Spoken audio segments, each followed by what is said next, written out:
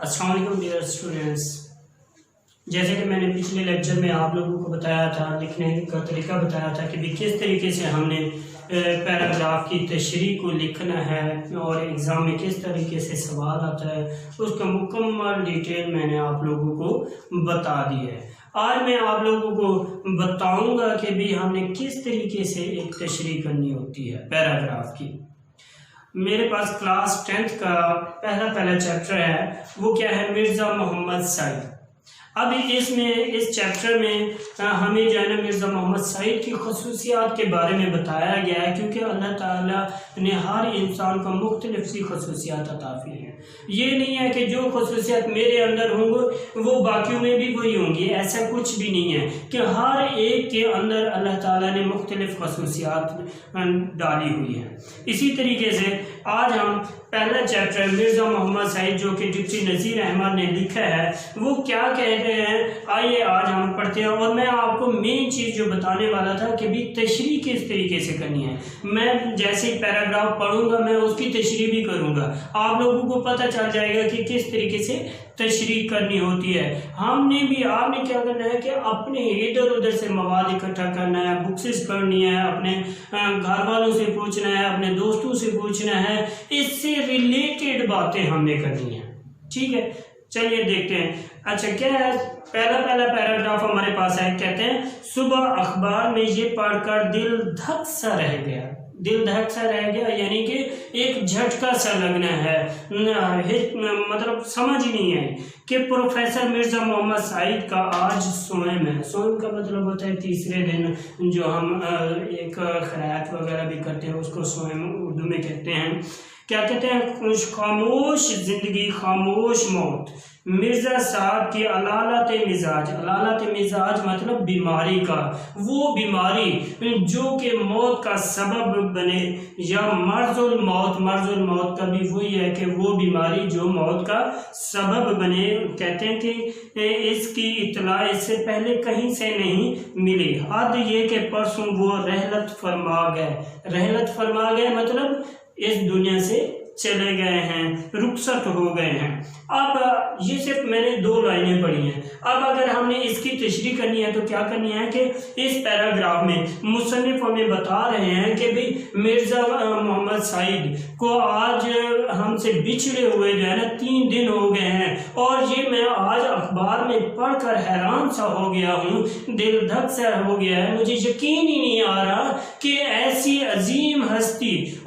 ایسے لوگ ہم سے بچھڑ گئے ہیں، ہم سے دور ہو گئے، اور ہمیں جو ہے نا ان چیزوں کی خبر تک نہیں ہوئی۔ ہم جو ہے نا اپنے آباء و اجداد، اپنے اچھے لوگوں کو جو عالم دین اور عالم لوگ ہوتے ہیں، ان کی ہمیں پہچان ہی نہیں ہے۔ جو اچھے بزرگ لوگ ہیں ہم ان کی قدردانی بھی نہیں کر سکے، یعنی ہمیں ان لوگوں کا پتہ تک نہیں ہے۔ اور کہتے ہیں کہ بھی میں اس میں آج اخبار میں پڑھ کر بالکل دھک سا گیا ہوں، ہکا بکا ہو گیا ہوں۔ کہتے ہیں کہ مرزا محمد سعید ایسی خاموش زندگی گزار رہے تھے کہ کسی کو کان تک نہیں خبر ہوتی تھی، یعنی کہ ان کے کارناموں کو کہیں پر کوئی پتہ بھی نہیں ہوتا تھا۔ اور مرزا محمد سعید جو بھی کام کرتے تھے وہ اپنی خوشی کی خاطر کرتے تھے، نہ کہ دکھاوے کی خاطر، یعنی کہ کسی کو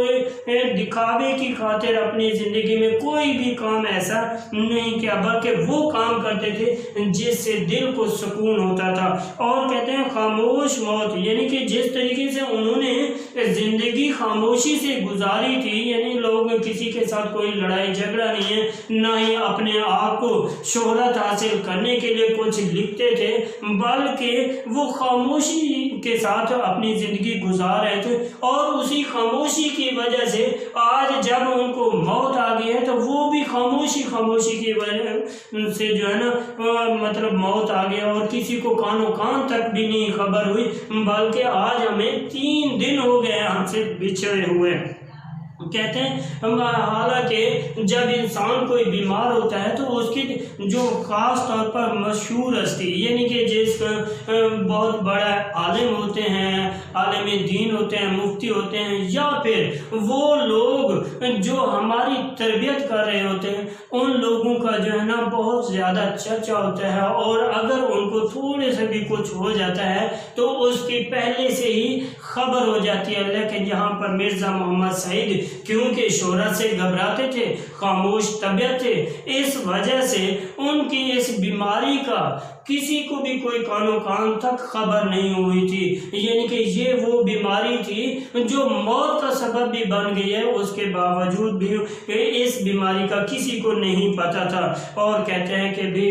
حد یہ ہے، ہمارے اوپر یہ فوقیت طاری ہے کہ بھی ہم ایسے لوگوں کی خبر گیری بھی نہیں کرتے تھے، اور وہ پرسوں سے 3 دن سے ہم سے رخصت ہو گئے ہیں۔ بلکہ آگے کیا کہتے ہیں، ان کے سینکڑوں دوست اور قدردانوں کو اس سانحہ ارتحال کی خبر تک نہ ہوئی، یعنی کہ وہ کہتے ہیں ان کے، کیونکہ ایک جب کوئی عالم ہوتا ہے، معلم ہوتا ہے، جو لوگوں کے درس دیتا ہے، ایسے لوگوں کے سینکڑوں دوست ہوتے ہیں، سینکڑوں اسٹوڈنٹ ہوتے ہیں۔ ایسا ہی حال تھا مرزا محمد سعید کا بھی، ان کے بھی ہزاروں نہیں سینکڑوں ان کے جو ہے نا اسٹوڈنٹ ہوتے تھے، دوست ہوتے تھے، اور جو لوگ ان کی قدر سے دیکھتے تھے وہ سینکڑوں کی تعداد میں تھے، لیکن کسی کو بھی نہیں خبر تھی۔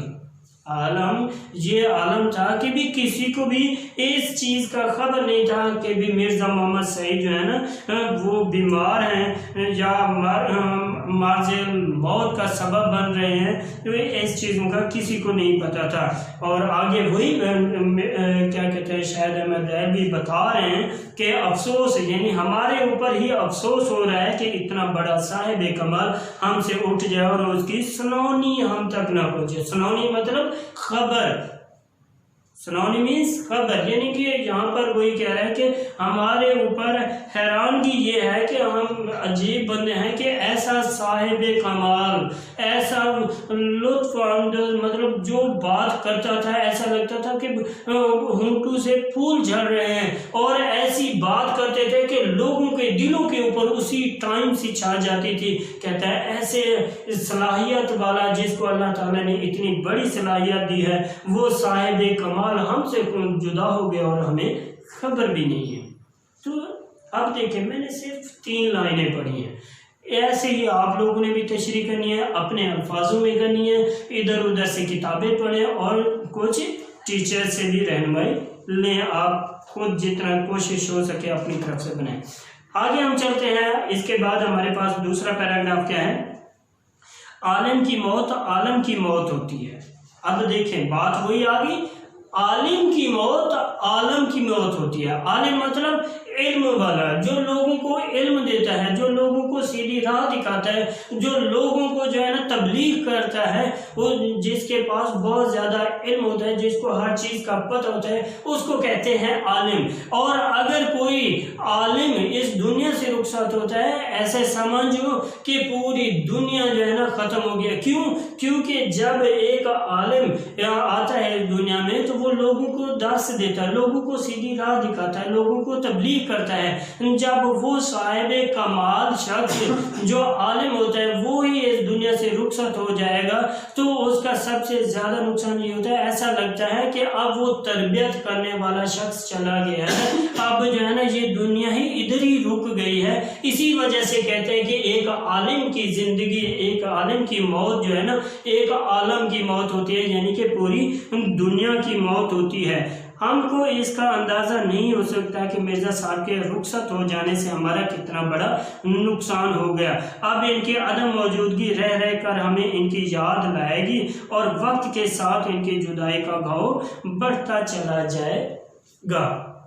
اب دیکھیں وہی بات، کیونکہ جب انسان سے کوئی چیز جدا ہوتی ہے تو اس کو وقتی طور پر اس چیز کی قدر و قیمت کا نہیں پتہ ہوتا کہ بھی، کیونکہ ابھی تو اس کو پتہ بھی نہیں تھا، ابھی تو اس کے خوشیوں کے وہ دن لمحات اس کو یاد ہیں، لیکن جیسے ہی وقت گزرتا جاتا ہے ان کی وہ کمی محسوس ہوتی جاتی ہے، یعنی کہ جب اس کو کہیں پر اس کو ضرورت ہوگی اس چیز کی اور وہ چیز اس کے پاس نہ موجود ہو تو ایسا سمجھو کہ وہ اس ٹائم اس کو بہت زیادہ شدت سے یاد آئے گی کہ یہ کاش کی چیز میرے پاس ہوتی۔ اسی طریقے سے ایک عالم جب کسی انسان کی تربیت کرتا ہے، لوگوں کو ہدایت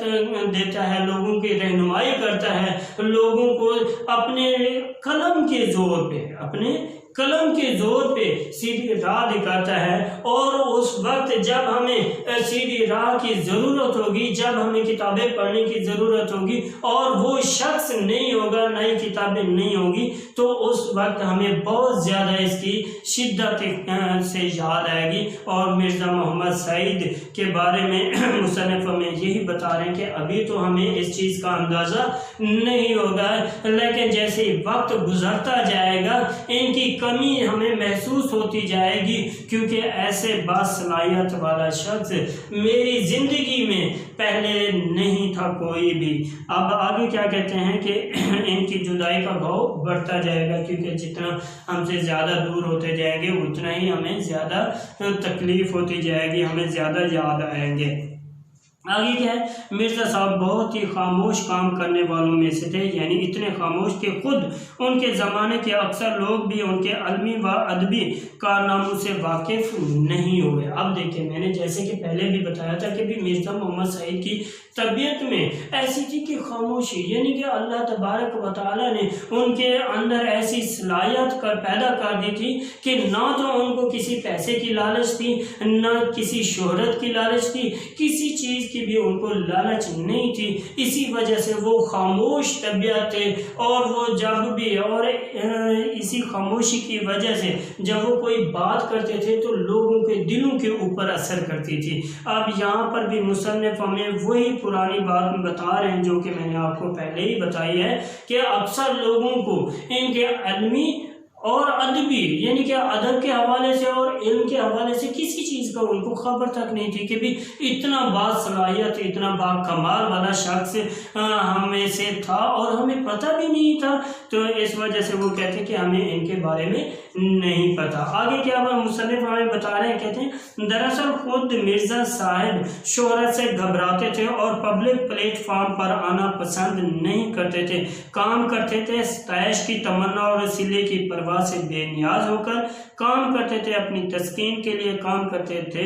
اس لیے کہ انہیں کام کرنا ہوتا تھا، فرمائشی کام انہوں نے ساری زندگی ساری عمر نہیں کی۔ اب جب ہم اپنے اوپر نظر دوڑائیں تو جب بھی ہم کوئی کام کرتے ہیں تو ہم کوشش کرتے ہیں کہ ہمیں جو ہے نا بہت سارے لوگ دیکھیں، ہماری شہرت ہو، اور پھر اس کی شہرت کے ساتھ ساتھ پیسے کی بھی ہم بات کرتے ہیں کہ کہاں سے ہمیں زیادہ سے زیادہ پیسہ حاصل آتا ہے۔ اور جب ہمارے پاس کوئی دوست تمنا آرزو خواہش فرمائش لے کر آتا ہے کہ بھی میں آپ کو اتنا پیسے دوں گا اور یہ میرا کام کر دیں، تو آج کل ہمارے ہاں یہی آ گیا ہے کہ بھی ہم اس پیسے والے کو زیادہ فوقیت دیں گے اور جو بغیر پیسے والا ہے اس کو ہم زیادہ فوقیت نہیں دیں گے۔ لیکن مرزا محمد سعید کی ایسی طبیعت میں شامل ہی نہیں تھی، بلکہ وہ خود ہی شہرت سے گھبراتے تھے، اور شہرت کے لیے آنے کے لیے سب سے زیادہ بہترین حال ہوتا ہے پلیٹ فارم میڈیا کے ذریعے آ جانا، یا پھر اخبارات میں اپنے کالمز وغیرہ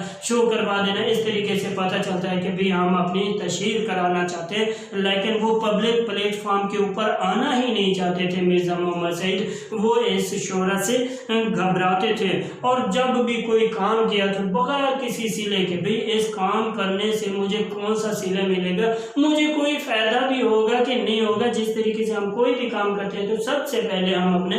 فائدے کے بارے میں سوچتے ہیں، مرزا محمد سعید ایسا نہیں سوچتے تھے، وہ بغیر سلے اور بغیر تمنا آرزو کیے خواہش کیے وہ اپنا کام جاری رکھتے تھے، جس چیز کا ان کا دل کرتا تھا وہی وہ کام خود ہی کرتے تھے، کسی کی فرمائش کے اوپر کوئی کام نہیں کرتے تھے۔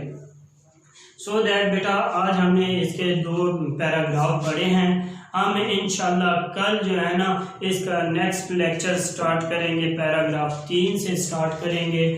تب تک کے لیے اللہ حافظ۔